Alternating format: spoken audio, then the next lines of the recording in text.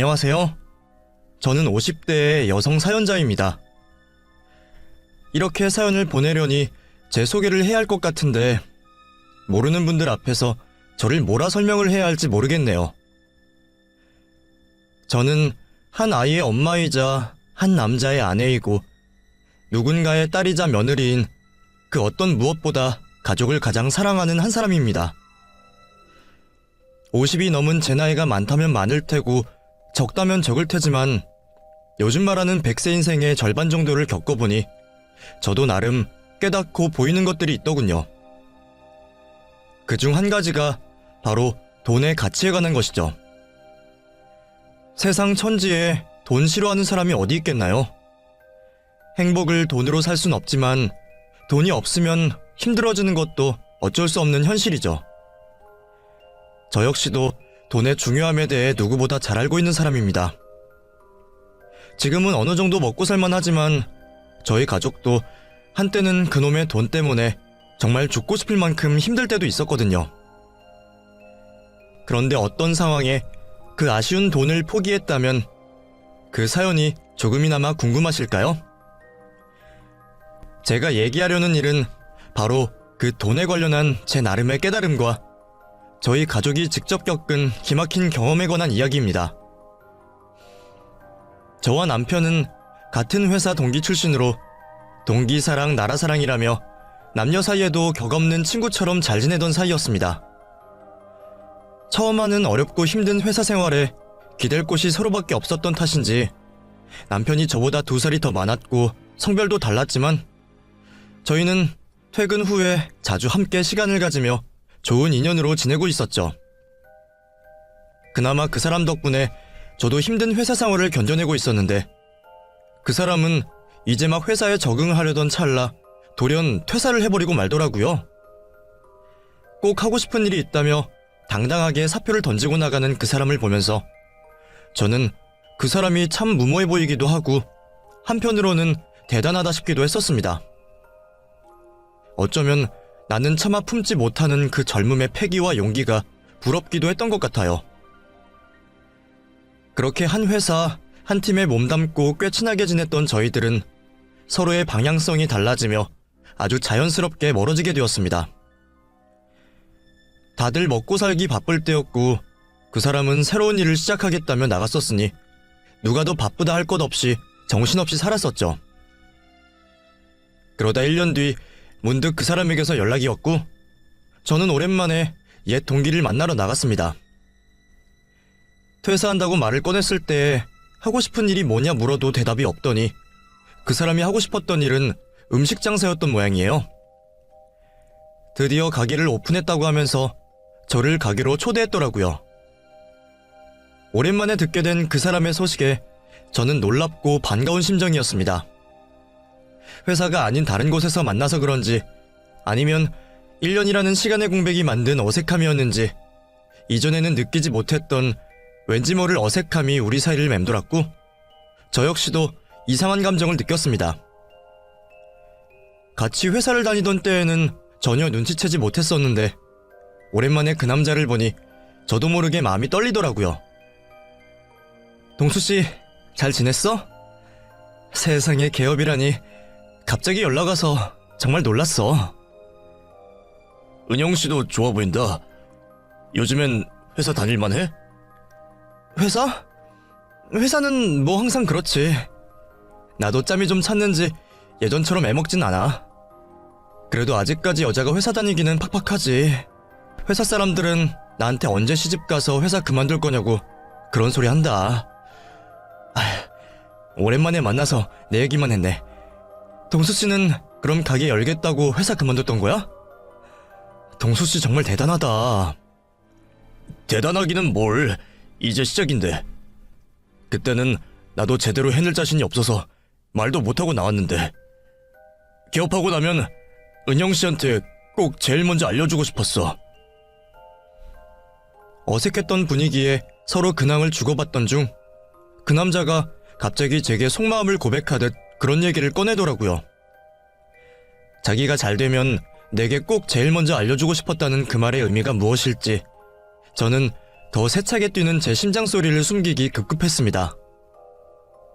그렇게 그날의 재회를 시작으로 우리는 꽤 자주 시간을 보내곤 했어요. 누구 하나 먼저 사귀자는 말을 꺼내진 않았지만 나이 먹을 만큼 먹은 남녀가 함께 시간을 보낸다는 게 가벼운 의미가 아니라는 것은 둘 다 잘 알고 있었습니다. 저희가 둘 다 그런 쪽으로는 쑥맥이라 대체 언제 어떻게 연인이 되었는지는 모르겠지만 어느 날 그 사람이 자기 친구에게 저를 애인이라 소개를 했었고 저도 그렇게 자연스럽게 생각을 했던 것 같네요. 그렇게 서로 마음을 공유하며 진지한 만남을 이어가던 저희 두 사람은 자연스럽게 결혼을 약속하게 되었습니다. 이전까지는 아직 가게가 자리 잡지 않았다며 자기 상황이 안정적이게 되면 결혼을 하자 말했었는데 그 약속을 지키고 싶은지 그 사람은 가게 확장을 시키고 곧바로 제게 프로포즈를 해왔고 동수씨가 30살이 되던 해에 결혼식을 올리게 되었습니다. 결혼을 하고 모든 것이 행복했지만 딱 하나 회사 생활만은 쉽지가 않았습니다. 요즘이야 회사에서 그런 말 하면 큰일이 난다지만 그때는 회사 다니는 여자가 결혼을 하면 아주 자연스럽게 퇴사를 생각하던 시대였어요. 이미 결혼 전부터 연애는 하냐, 결혼은 언제 하냐, 애는 언제 갖냐, 임신하기 전에 알아서 그만둬라, 그런 속 뒤집어지는 이야기들을 들으면서도 저는 그놈의 돈 때문에 차마 제 발로 퇴사를 할 수는 없었습니다. 그래도 최대한 버텨보려고 참 노력을 했었는데 저도 아이를 갖게 된 뒤로는 아주 자연스럽게 회사를 나올 수밖에 없었죠. 일보다는 가족이 우선이라 생각했기에 저는 애써 아쉬운 마음을 감췄습니다. 그 와중에 다행이었던 것은 남편의 가게가 나날이 잘 되는 덕에 제가 일을 관둬도 어렵지 않은 형편이라는 것이었어요. 솔직히 남편에게는 고마운 게 참 많았었죠. 휴일도 제대로 없이 고생하며 일을 하던 남편은 제가 임신을 하면서 회사를 관두는데도 앞으로 돈 때문에 걱정할 일은 절대 없게 하겠다고 제 마음이 편할 말을 말해줬었어요. 그러면서 그 말이 진심이라는 듯 당시에 흔하지도 않은 카드까지 제게 쥐어주면서 뭘 사던 뭘 먹던 제 마음대로 하라고 하더라고요. 내 남편이라 그런 것도 있지만 참 통도 크고 배포 넘치는 남자다 싶었어요. 덕분에 저는 임신 중에 먹고 싶은 것 한번 참아본 적 없었고 아이 육아용품들도 죄다 수입품에 좋은 것들로만 꽉꽉 채워 넣었습니다. 옛날 제 형편이었으면 꿈도 못 꿀 호사를 누리게 해주면서도 남편은 제게 늘 미안해하기만 했어요. 가게 일 본다고 당신 못 챙겨줘서 미안해. 그래도 곧 우리 아이 태어난다고 생각하니까 나도 괜히 바빠져서 말이야. 당신이 나 좀 이해해줘. 당연한 걸 왜 미안해해. 당신 혼자 돈 번다고 그 고생을 하는데 오히려 내가 더 미안해해야지. 나는 괜찮으니까 정말 걱정하지 마. 음식점을 하던 남편은 결혼 후에 3호점, 4호점까지 확장을 하면서 나날이 잘 나가기 시작했고 저는 남편이 바쁜 것이 오히려 좋았습니다. 바쁜 만큼 수입이 많아지는데 돈 싫다는 사람이 어디 있겠어요? 그렇게 생활에 여유가 있어서인지 저희는 결혼하고 사소한 말다툼 한번 하지 않을 정도로 정말 사이가 좋았습니다. 금실 좋은 우리 부부 사이에 예쁜 아이가 태어나고 우리는 행복한 새 식구가 되었습니다. 그땐 정말 고민 하나 할 일이 없었던 것 같네요. 회사를 다니지 않으니 직장 때문에 스트레스도 없었고 결혼하고서는 남편 덕분에 돈 걱정이나 살림 걱정할 필요 없이 호사를 누리며 살았었고 떡두꺼비 같은 아들을 낳았다고 시어머니까지 저를 예뻐하셨으니까요. 주변에서도 제가 무슨 복이냐며 다들 제 상황을 부러워했고 저 역시도 결혼한 것을 세상에서 가장 잘한 선택이라 생각했습니다. 그렇게 행복한 결혼 생활이 천년만년 이어질 거라 생각했었던 게 잘못일까요? 늘 행복하고 평화롭기만 하던 저희 가정에도 어느 날 갑자기 불운이 닥치게 되었습니다. 다들 90년대 말을 기억하실 거예요. 전국을 뒤흔든 큰일이 있었죠. 제가 결혼 3년 차였던 그때 IMF가 터지게 되었습니다. 회사들이 줄줄이 도산을 하고 직장인들이 거리로 나앉았었죠. 그땐 못 모르고 우리 가족은 회사를 안 다녀서 다행이다 말하는 사람들이 있었는데 전국이 난리가 났는데 어떻게 저희라고 멀쩡했겠어요. 경제 위기에 사람들 지갑은 닫히고 자영업을 하던 저희 사정도 점점 어려워질 수밖에 없었습니다. 그래도 굳이 비교를 하자면 저희 남편은 사장 입장이었으니 아무래도 보통 회사원보다는 조금 더 버틸 시간이 있기는 했었네요. 그래도 길어진 경제 위기에 저희도 마냥 버틸 수는 없었습니다. 말 그대로 버티다 뿐이지 한 치 앞을 모르는 상황이었어요. 솔직히 저희도 처음에는 금방 회복할 거라 생각했기에 버틸 수가 있었습니다. 아무리 세상이 망해도 음식 장사는 안 망한다는데 우리도 잠깐 견디다 보면 금세 다시 일어설 수 있을 거라 생각했었죠. 하지만 그건 저희들의 착각이었고 교만이었습니다. 개업 이후 돈 걱정 한번 해본 적 없었던 탓인지 저희가 참 안일하게 생각했던 것 같네요. 결국 남편은 그 많았던 가게들을 모두 정리해야 했고 가장 작고 오래된 1호점 하나만을 겨우 유지하며 아슬아슬한 생활을 이어갔습니다. 사실 저도 처음에는 상황이 그렇게 좋지 않은지 몰랐었어요. 그런데 어느 날 남편이 생활비 카드로 주었던 카드가 정지된 것을 보고 저는 그제서야 상황을 알아차렸네요. 그동안은 다 괜찮을 거라며 저를 안심시키던 남편 말만 믿고 있었는데 제가 너무 늦게 현실을 깨달은 거였죠. 남편이 알고 있었는지는 모르겠지만 저는 남편에게는 카드가 정지되었다는 말도 꺼내지 못했습니다. 나한테 한 번도 아쉬운 소리 하게 했던 적이 없는 사람이 갑자기 그런 지경이 되었으니 자기는 얼마나 더 힘들까 싶었거든요. 그래서 저도 걱정스럽고 미안한 마음에 남편에게 생활비 달라는 얘기를 하지 못했습니다. 그래도 당장 생활비가 필요하니 저도 뭔가 궁리를 해야 했었죠. 그렇다고 제가 3살짜리 아이 데리고 돈을 벌러 나갈 수도 없고 결국 저는 지출을 크게 줄이고 생활비 마련을 위해 가지고 있던 물건들을 중고로 팔아야 했어요. 그동안 남편 덕분에 백화점에서 좋은 물건들을 많이 사놨는데 그게 그렇게 쓰일 줄은 저도 정말 몰랐네요.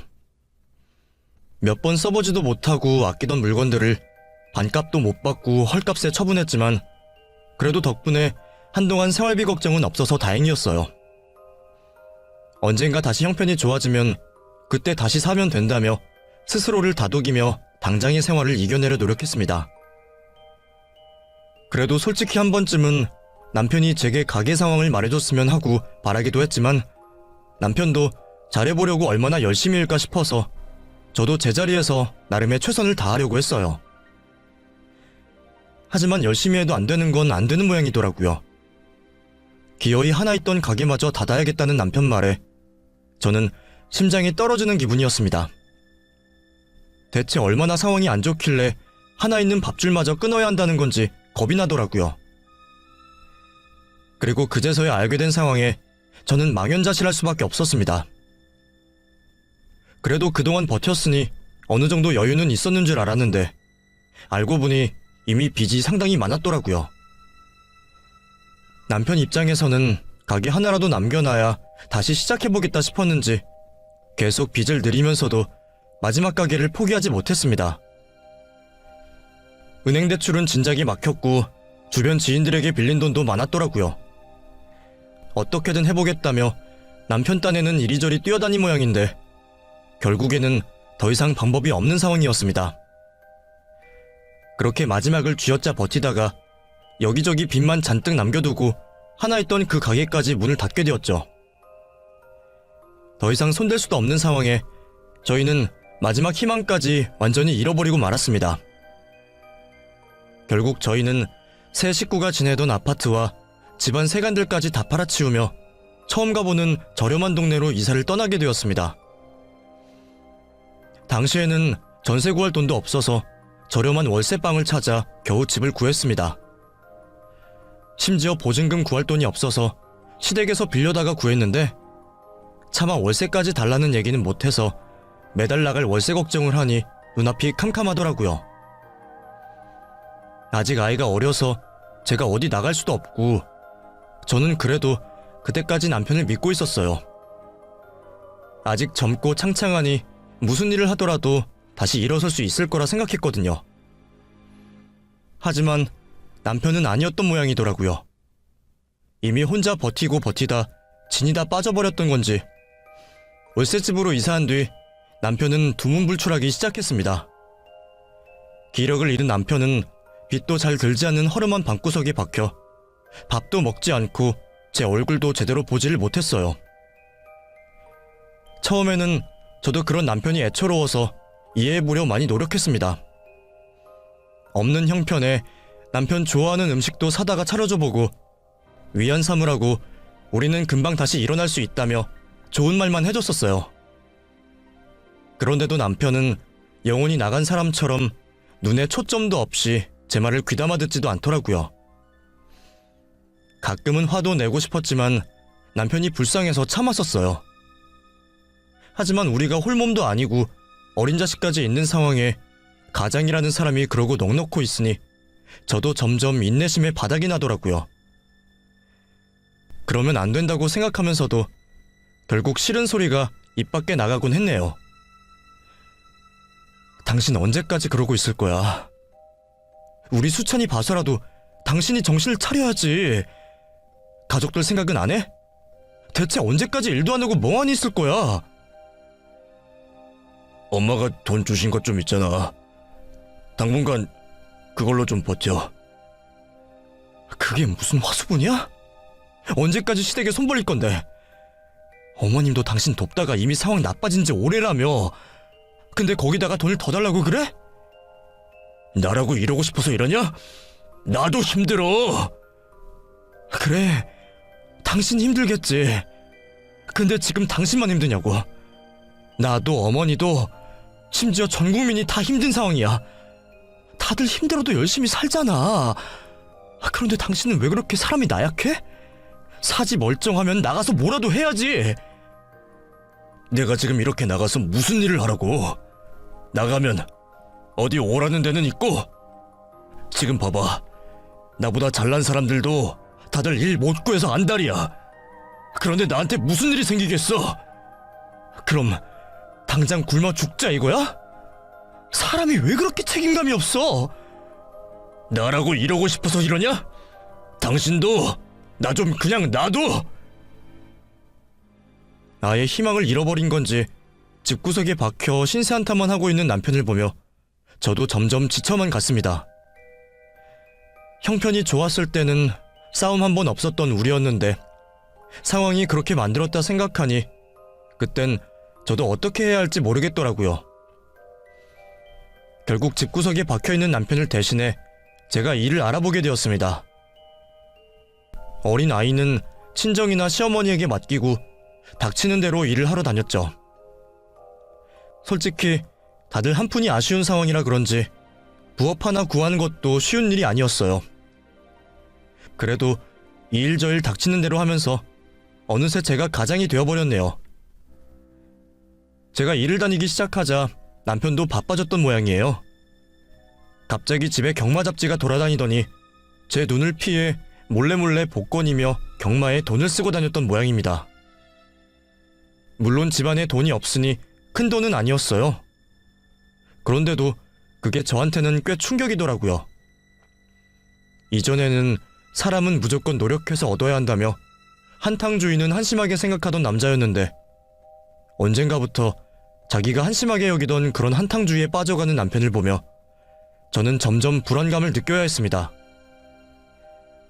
그렇게 달라져가는 남편을 보며 언젠가부터 저도 점점 남편과 거리를 두었는지도 모르겠습니다. 한 집에 살면서 남편이 도박에 빠져 지내는 것도 한참 동안이나 모르고 있었으니까요.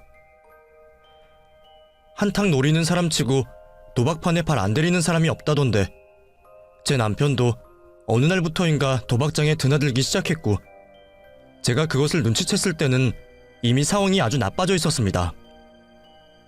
결국 남편의 도박 빚은 손 쓸 수 없이 커졌고 저희는 점점 더 나락으로 떨어지고 말았습니다.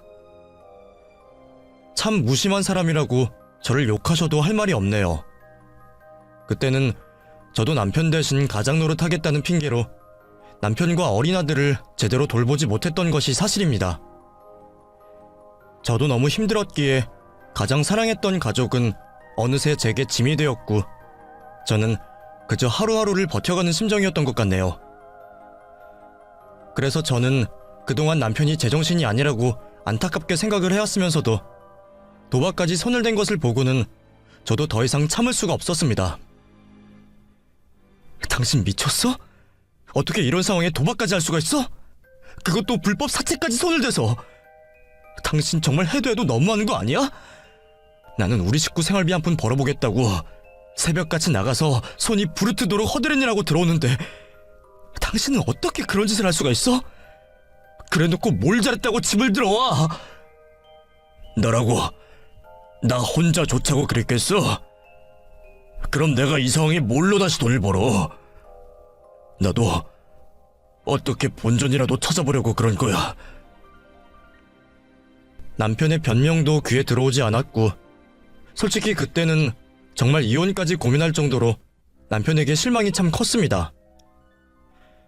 하지만 막상 이혼을 하기에는 제가 남편에게 조금이나마 애정이 남아있었던 모양인지 남편이 도박빚까지 지게 된 그런 상황에서도 차마 이혼 얘기는 꺼내지를 못하겠더라고요. 저는 결국 남편 곁에 남는 것을 택하게 되었고 남편의 도박빚을 조금이나마 해결해보려 결국 마지막 보루였던 월세집마저 빼게 되었습니다. 그렇게 집도 없이 거리로 나앉게 된 우리 세 식구는 결국 혼자 지내시는 시어머니 댁으로 들어가게 되었습니다. 남편 때문에 월세방까지 빼서 시댁으로 들어온 저희 식구를 보시고 어머니는 차마 제게 고개를 들지 못하셨어요. 혜미야, 내가 미안하다. 내가 정말 미안해. 니들이 힘들 때 나라도 도움이 되어야 하는데 여태 내가 도와준 것 하나 없어서 너한테 도저히 할 말이 없구나. 내 아들 때문에 너만 고생이다. 어머니는 제게 미안하다며 제 손을 붙잡고 눈물을 훔치셨고 따뜻한 그 손길 때문인지 저도 모르게 시어머니 앞에서 눈물을 보이고 말았습니다. 어머니, 저 정말 너무 힘들어요. 이제 우리 식구들 어떻게 살아요? 누구보다 열심히 살았던 사람이고 그걸 잘 알아서 여태 참았어요. 그런데 아무리 그래도 어떻게 도박까지 손을 대요? 저 사람 이제 더 이상 의욕도 없어요. 나가서 일할 생각도 안 하고 한탕만 노리겠다고 저러고 있어요. 어머니, 남편이 빌린 돈 이자만 매달 몇십만 원이래요. 당장 우리 세 식구 먹고 살 돈도 없는데 저 이제 어떻게 해요, 어머니? 그때 저도 참 답답했는지 저도 모르게 친정부모님 앞에서는 보이지 못했던 속상함을 내비치게 되었습니다. 어머니도 그러고 있는 남편이 갑갑스러운 듯 보이셨지만 막상 남편에게 직접적으로 별 말씀을 하지는 못하셨어요. 무슨 말씀을 하고 싶은 듯 하셨지만 말을 참는 게 제 눈에는 보이더라고요. 솔직히 남편이 더는 제 얘기를 듣지 않으니 어머니가 타일러 주셨으면 싶었는데 저도 그런 어머니가 이해가 되면서도 한편으로는 섭섭한 마음도 들었습니다.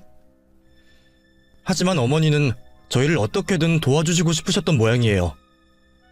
평생 가정주부로 집에만 계셨던 분이 일을 알아보고 다니셨나 보더라고요. 처음에는 저도 당연히 말렸습니다.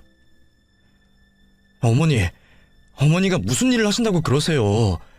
그렇게까지 하실 필요 없어요. 그냥 저희 수천이나 좀 봐주시면 저한테 큰 도움이에요. 그래도 내가 지금 어떻게 집에 가만히 있냐? 저놈 저거 여태 정신을 못 차리고 일구할 생각을 안 하는데 너 혼자 벌어서 어떻게 그 빚을 다 갚아? 나라도 벌어서 돈을 보태야지. 내가 너한테 미안해서라도 차마 집에 있을 수가 없다.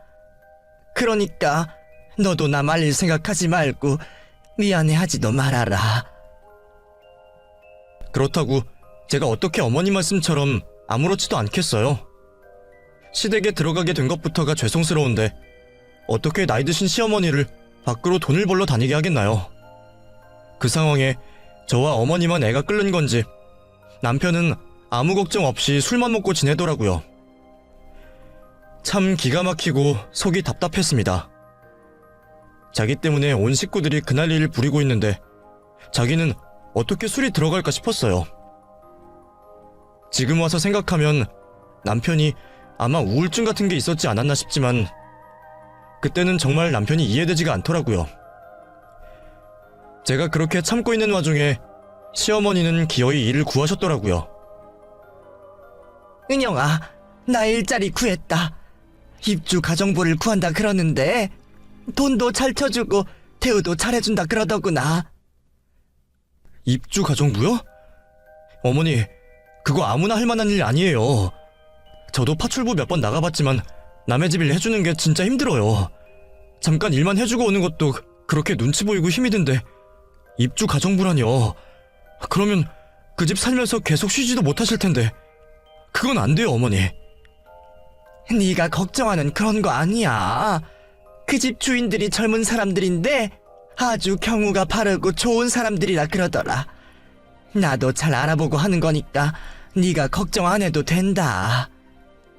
어머니, 꼭 그렇게까지 하셔야겠어요? 아무리 돈이 급하다지만 제가 어머니 일 보내고 어떻게 마음 편히 살겠어요. 좋은 조건이라서 놓치기 아까워서 그래. 그리고 내가 집에 없어야 네가 좀 편하게 지낼 거 아니냐.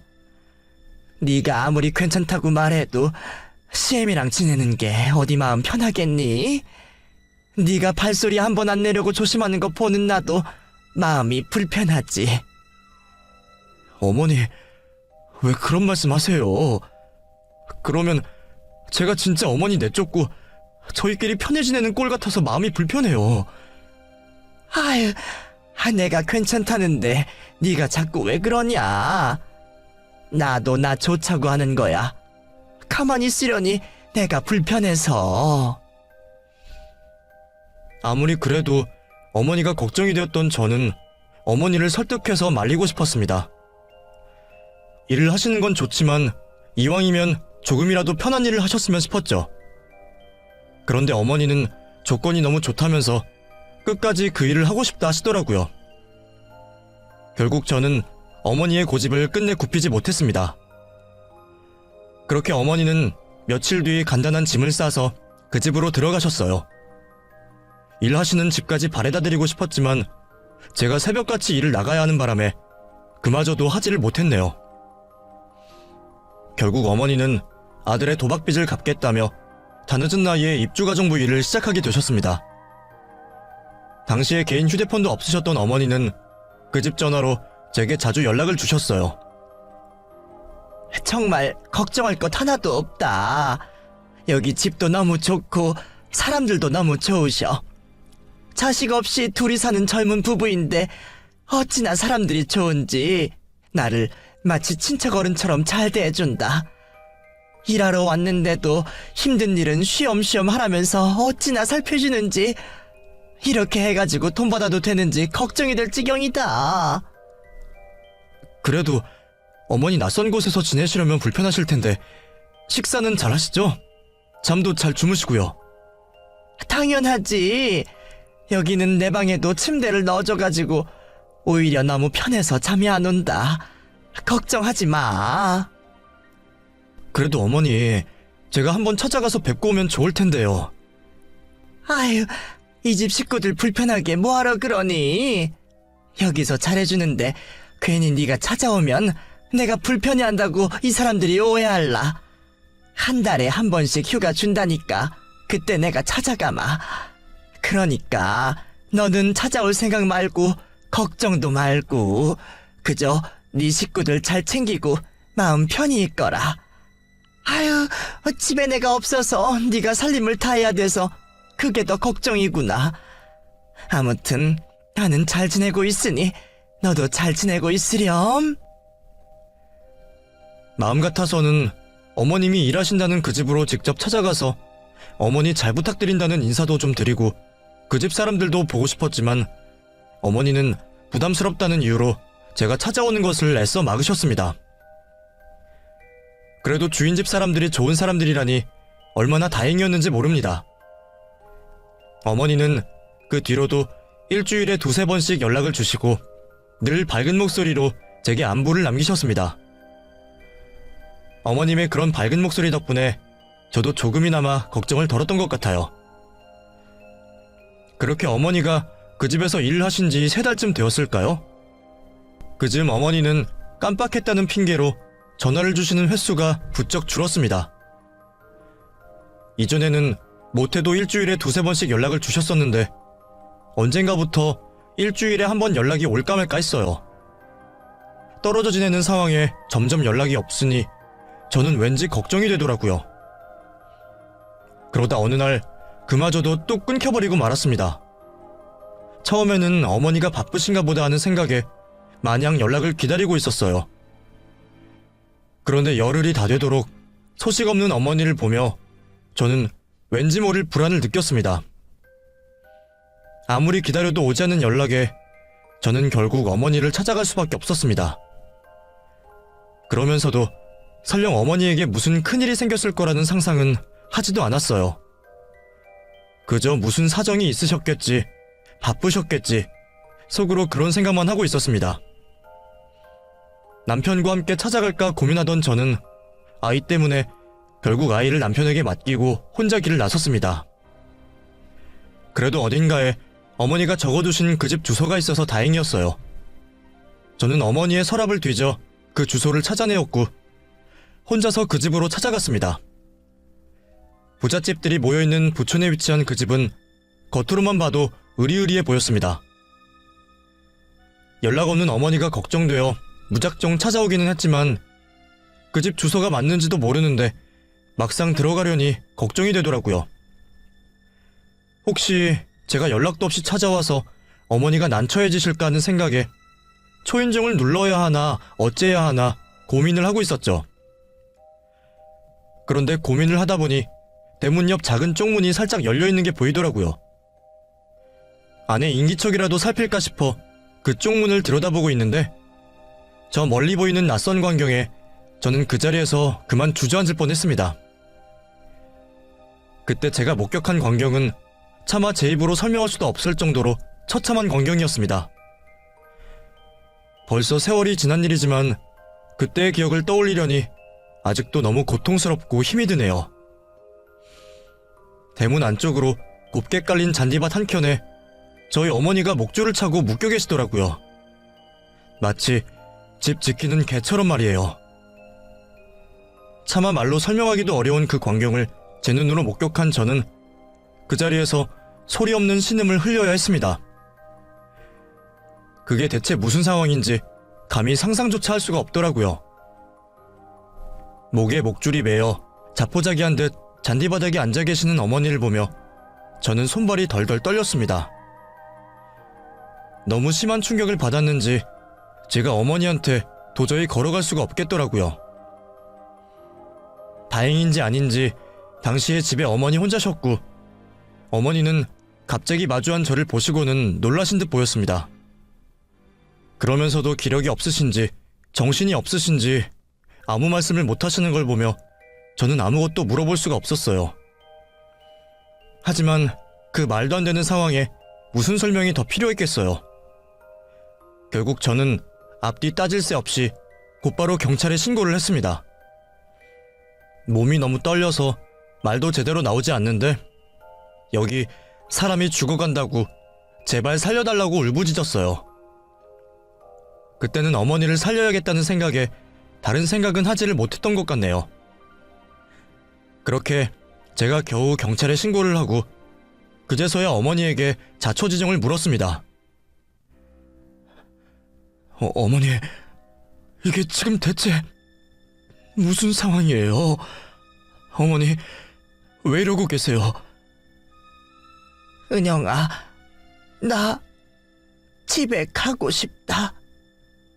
집에 가고 싶어. 한참을 집에 가고 싶다는 말씀만 반복하시던 어머니는 얼마 뒤 경찰이 그 집으로 도착을 하고 나서야 사정을 설명해 주셨습니다. 저희 어머니를 그 꼴로 만들었던 사람은 다름 아닌 그 집 집주인이었습니다.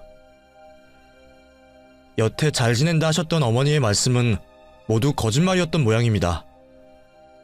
그 집 안주인이 그렇게 악독한 여자였다고 하더라고요. 평소에도 사사건건 트집을 잡으며 자기 어머니 뻘인 저희 어머니를 매번 잡돌이 하더니 몇 달이 지나니 본색이 나온 건지 어느 날 갑자기 잘못을 했으면 벌을 받아야 한다며 저희 어머니에게 벌을 주겠다고 마당 개목줄에 메어 놓았답니다. 처음에는 이 정도는 아니었어. 그냥 욕하고 물건 부수고 그 정도였는데 얼마 전부터는 내가 실수할 때마다 벌을 주겠다고 이렇게 마당에 나를 묶어놓고 일을 못하면 집 지키는 개 대신에 집이라도 잘 지키라면서 자기 외출할 때마다 이렇게 해놓고 간다. 어머니의 사정을 들은 경찰들과 저는 얼굴도 모르는 그 집주인 여자의 만행에 치가 떨릴 지경이었습니다. 당장이라도 주저앉아 매어 있으신 어머니의 목줄을 풀어드리고 싶었는데 열쇠를 그 여자가 가지고 간 바람에 어쩔 도리가 없었어요. 경찰들이 공구라도 구해서 끊어보려고 애를 썼는데 그마저도 되지가 않자 결국 그 여자가 오기까지 꼼짝없이 기다리고 있을 수밖에 없었습니다.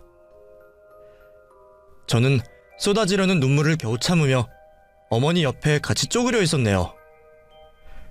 경찰들도 세상 살다가 이런 꼴은 처음 본다며 혀를 찼고 다 같이 한마음으로 그 집주인 여자를 기다리고 있었습니다. 그래도 다행인지 얼마 뒤 그 여자가 집으로 들어오더군요. 자기 집 대문 앞에 경찰차가 서 있는 걸 보고도 놀라지도 않고 집 안으로 걸어와 당당하게 제 앞에서 호통을 치더라고요. 당신 누구야? 당신이 경찰 불렀어?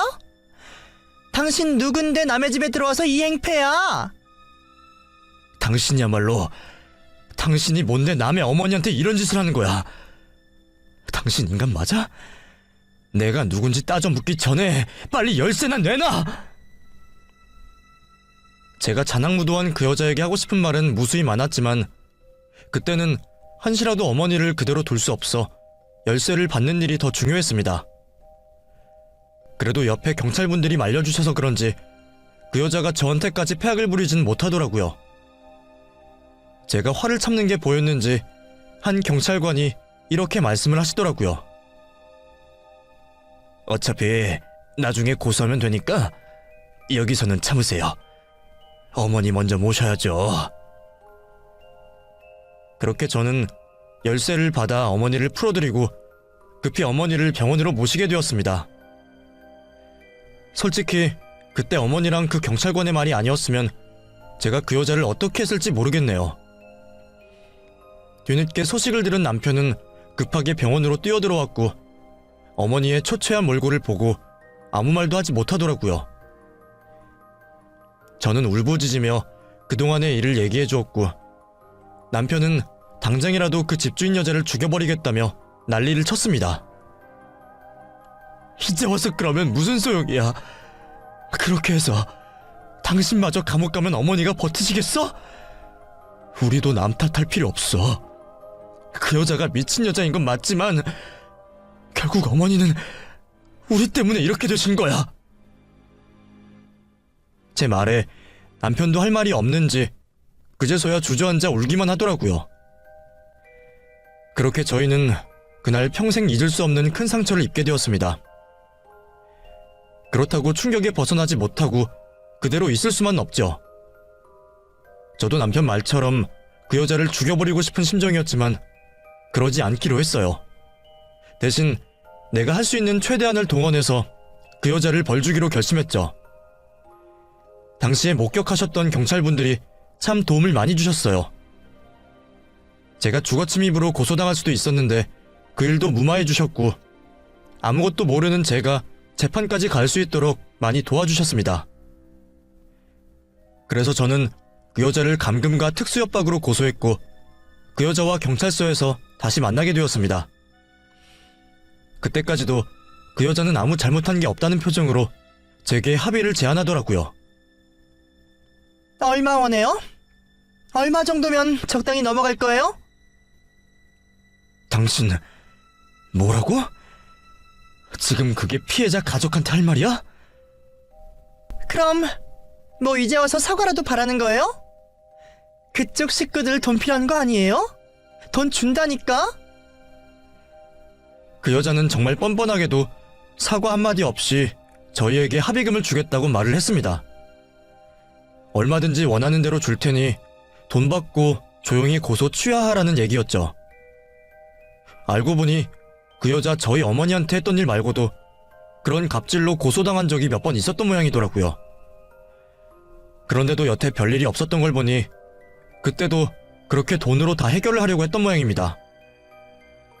다른 사람들은 그 돈 받고 조용히 넘어갔는지 모르겠지만 저는 차마 그 여자가 준다는 돈을 받을 수가 없겠더라고요. 내가 당했다면 고민했을지 모르겠지만 다른 사람도 아니고 저희 어머니가 그런 꼴을 당한 것을 보고 어떻게 돈으로 합의를 할 수 있겠어요.